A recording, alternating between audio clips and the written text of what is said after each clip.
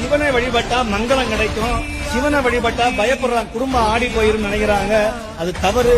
சிவனை வழிபட்டாதான் முருகன்கிட்ட வர முடியும், முருகனை வழிபட்டாதான் சிவன்கிட்ட வர முடியும். இந்த ரெண்டு பேரையும் விட்டோம்னு சொன்னா நீங்க வேற எங்கேயும் போக முடியாது, போக முடியாது.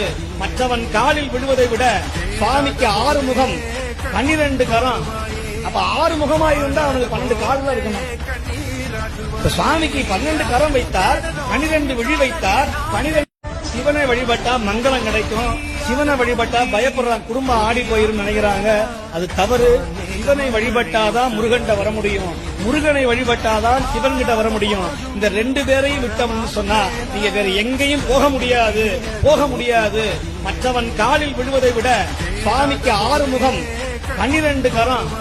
அப்ப 6 முகமா இருந்தா அவனுக்கு 12 கால் தான் இருக்கணும்.